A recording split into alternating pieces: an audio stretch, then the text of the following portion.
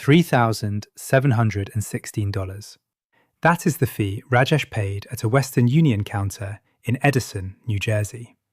A 58-year-old Indian man, green card holder since 2014, works 12-hour shifts managing a Dunkin' Donuts franchise every single month for 9 years, sending money home to his aging mother in Lucknow and his younger brother's family in Kanpur.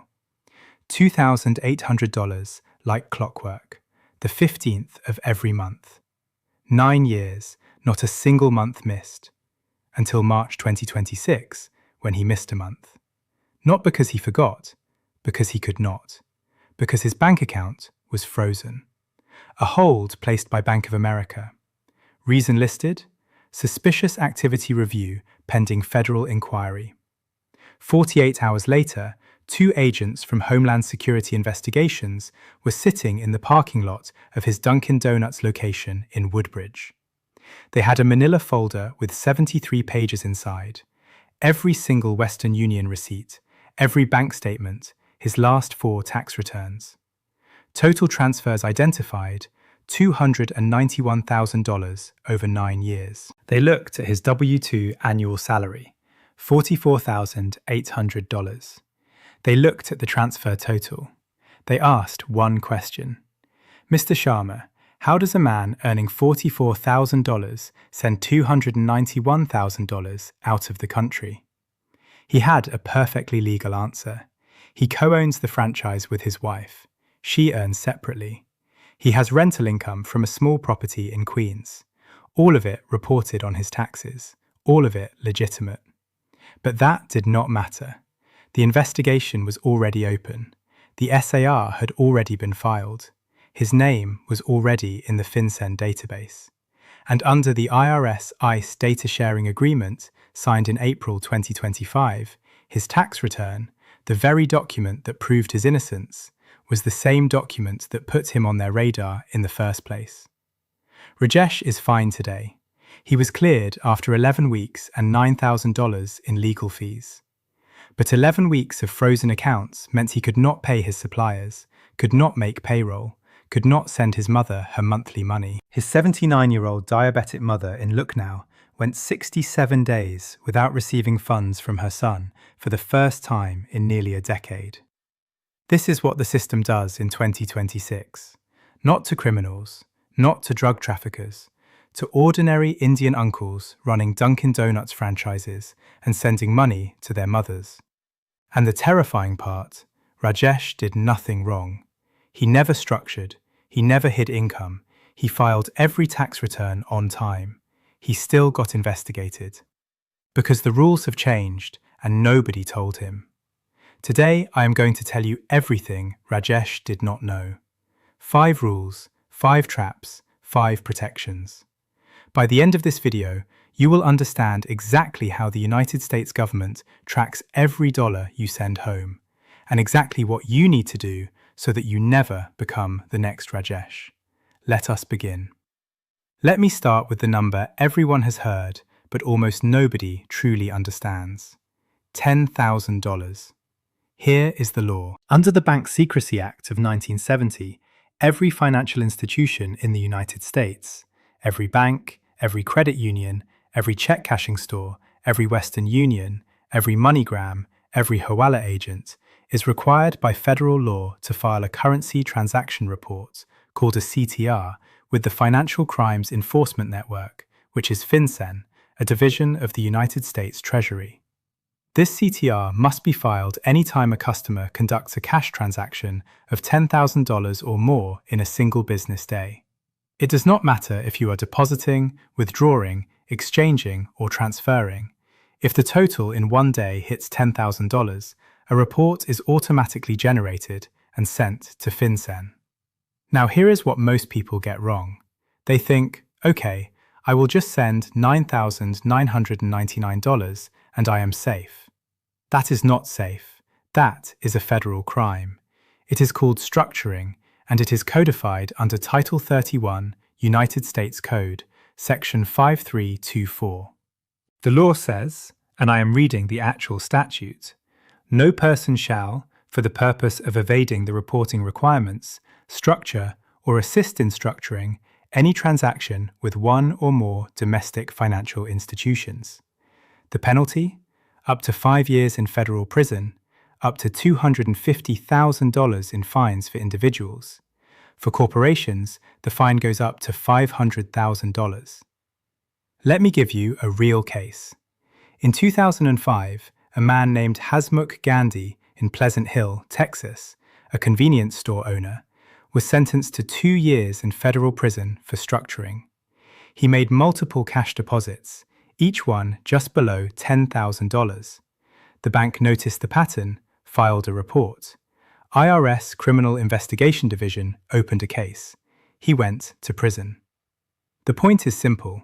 Do not try to outsmart this system by breaking your money into smaller amounts.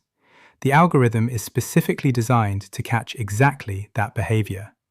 Banks are trained to look for it. And if a bank suspects you are structuring, even if your individual transactions are below $10,000, they will file a Suspicious Activity Report, a SAR, and that SAR goes directly to FinCEN. Now here is where it gets much worse for immigrants specifically. On November 28, 2025, FinCEN issued a brand new alert, and I have the document right here, titled Alert on Cross-Border Funds Transfers Involving Illegal Aliens. In this alert, FinCEN told every money service business in America, that means every Western Union, MoneyGram, Remitly agent, check casher, Hawala operator, that they must file a Suspicious Activity Report for any transaction involving at least $2,000 if the MSB knows, suspects, or has reason to suspect that the funds are derived from unlawful employment or otherwise illicitly obtained. Let me repeat that number. $2,000, not $10,000, $2,000. This means if you walk into a Western Union location and you are sending $2,100 to your family in India, Mexico, Pakistan, the Philippines, Nigeria, anywhere, and the agent has reason to suspect your income source is questionable, they are legally required to file a SAR on you. What gives them reason to suspect? The FinCEN alert lists specific red flags. Frequent transfers in round amounts. Transfers that seem inconsistent with the sender's stated occupation. Multiple transfers to different recipients in the same region. Use of multiple locations to avoid detection.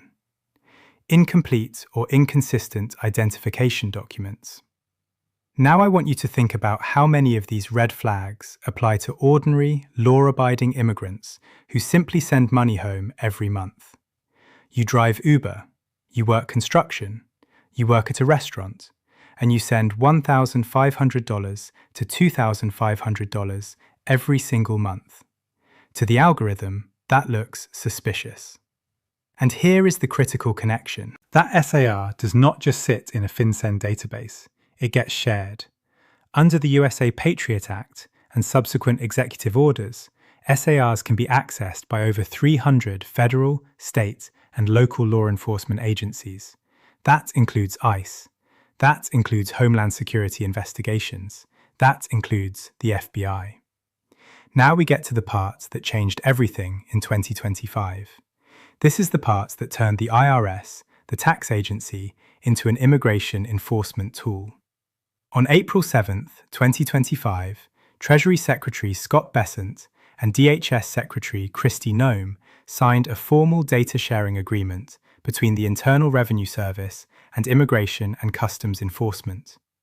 Under this agreement, ICE can submit names and addresses of suspected undocumented immigrants to the IRS. The IRS then cross-references those names against its taxpayer database, your W-2s, your 1099s, your tax returns, and sends back confirmation of identity, address information, and employment data. In the first batch alone, ICE submitted 1.28 million names to the IRS. The IRS verified 47,289 of those individuals and sent their information back to ICE. Let me say that again. 47,000 people had their tax data handed over to immigration enforcement. On May 13, 2025, US District Judge Dabney Friedrich denied a request by immigrant advocacy groups to block this data sharing. The court ruled that the shared information does not fall under the IRS privacy protections of Section 6103 of the Internal Revenue Code. Then, in February 2026, something even more alarming emerged. Tax notes reported that the IRS admitted it had erroneously shared taxpayer information beyond what the agreement permitted. They accidentally gave ICE data on people who were not even on the original request list. So let me connect the dots for you. You file your taxes, which the government tells you to do. You report your income, which the government tells you to do. You use an ITIN number because you do not have a social security number.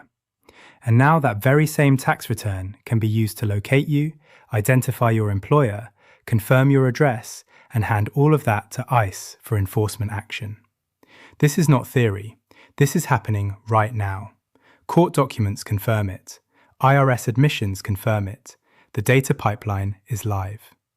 On top of the surveillance, there is now a brand new tax specifically designed to extract money from immigrants who send funds abroad. The One Big Beautiful Bill Act, signed into law on July 4, 2025, includes Section 4475, which imposes a 1% excise tax on all remittance transfers sent from the United States to any foreign country. Let me read you the exact language.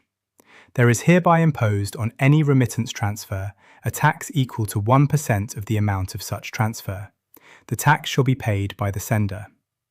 This tax took effect on January 1st, 2026. If you sent money home on January 2nd, 2026, using cash at a Western Union or MoneyGram location, you already paid this tax.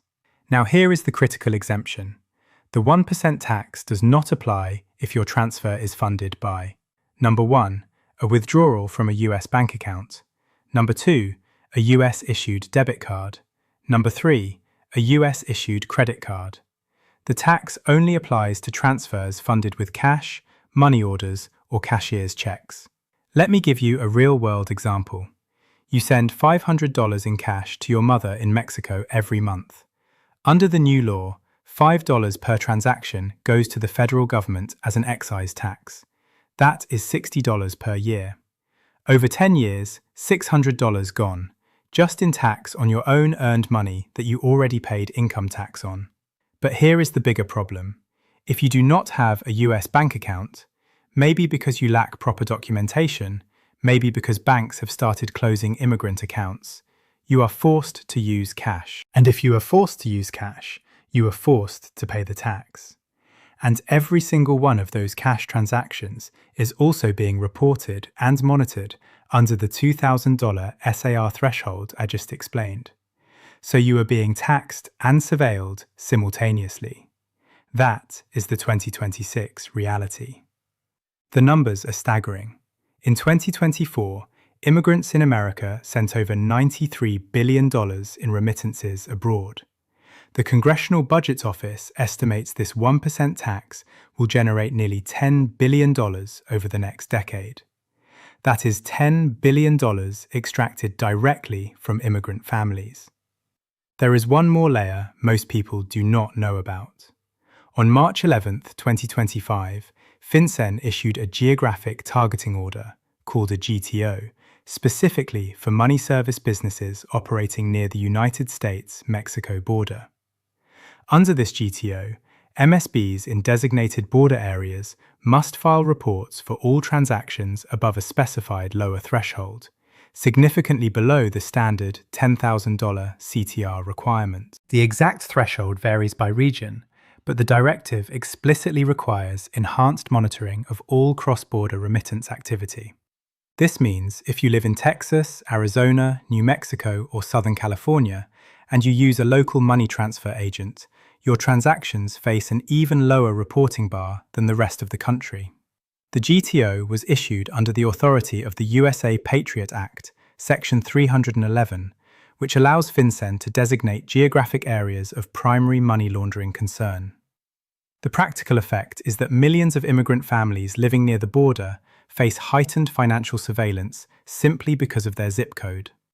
Let me explain the enforcement chain, how a simple money transfer can lead to agents at your door. Step 1. You send money. The MSB files a SAR or CTR with FinCEN. Step 2. FinCEN's database flags the transaction based on pattern analysis. Multiple SARs from the same individual, high-frequency transfers, amounts that suggest income inconsistent with declared employment. Step 3. Under the IRS-ICE data sharing agreement, ICE submits your name to the IRS. The IRS confirms whether you have filed taxes, what income you reported, and what address you used. Step 4. If your reported income does not match your transfer volume, for example, you reported $22,000 in annual income but sent $45,000 abroad, that discrepancy triggers an investigation referral to Homeland Security investigations. Step 5. HSI opens a case. They may conduct surveillance. They may visit your home.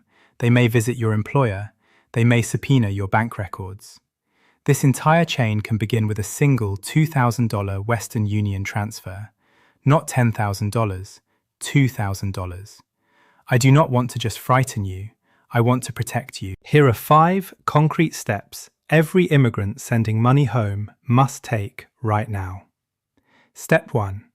Use electronic transfers from a US bank account whenever possible. If you have a bank account, use it. Transfer funds electronically. This avoids the 1% remittance tax entirely and reduces the chance of a SAR being filed because electronic transfers from verified bank accounts carry lower suspicion scores. Step 2. Never structure your transactions. Do not split a $12,000 transfer into 3 $4,000 transactions. Do not use multiple locations on the same day. Do not ask family members to send on your behalf to avoid thresholds. All of this constitutes federal structuring and carries 5 years in prison under 31 U.S.C. 5324. Step 3. Keep records of your income source. If an agent ever questions where your money comes from, you need documentation. Keep pay stubs, bank statements, tax returns, and W-2s or 1099s organized and accessible. If your income is legitimate, documentation is your strongest defense. Step 4. File your taxes properly and on time. I know this sounds counterintuitive given what I told you about the IRS-ICE pipeline, but here is the reality. Not filing taxes creates its own set of problems. Penalties, interest, inability to adjust status, inability to prove continuous presence. The key is to file correctly and to understand that your tax data may be shared. Consult with an immigration-aware tax professional. Step 5. Consider opening a joint bank account with a trusted family member who has proper documentation. Many banks allow joint accounts.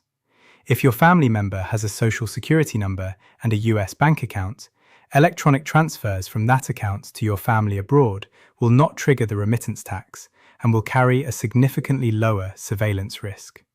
Let me put real numbers on this so you understand the total cost of sending money home in 2026. Scenario 1. Undocumented worker, no bank account, sends $2,000 per month in cash through Western Union to Mexico. Monthly cost, $20 in remittance tax, plus a Western Union fee of approximately $10 to $15, plus SAR risk on every single transaction because it exceeds $2,000. Annual cost, $240 in tax alone, plus 12 SARs filed on your name per year, plus your pattern flagged in the FinCEN database. Scenario 2. Green card holder with a Chase bank account sends $2,000 per month electronically via Zelle or wire transfer. Monthly cost, 0 remittance tax because it is electronic from a bank account. Minimal SAR risk because of verified identity, verified income, verified account. Annual cost, possibly $50 to $100 in wire fees, but 0 tax, 0 SARs, 0 FinCEN flags. The difference between these two scenarios is not just money, it is freedom, it is safety, it is whether agents show up at your door or not. I need to address this because I know many of you use informal transfer systems. Hawala, Hundi, Faidian, whatever it is called in your community. Here is the legal reality. Operating as an unlicensed money service business in the United States is a federal crime under 18 U.S.C. 1960. Penalty: up to 5 years in prison. If the funds are connected to any other criminal activity, tax evasion, immigration fraud, anything, the penalty escalates to 20 years. In the 2026 National Money Laundering Risk Assessment, published by the US Treasury, Hawala networks are specifically identified as a high-risk typology for illicit cross-border transfers. Does this mean every Hawala transaction leads to prosecution? No. But it means that if you are already on FinCEN's radar, if SARs have been filed on you, if your name has been through the IRS-ICE pipeline, and then you are also caught using informal transfer networks, the legal exposure multiplies dramatically. My advice: stay in the formal financial system. Yes, it costs more. Yes, it is monitored. But being inside the system with proper documentation is far safer than being outside it with none. Let me summarize everything with complete clarity. The $10,000 rule is not the real threat. It never was.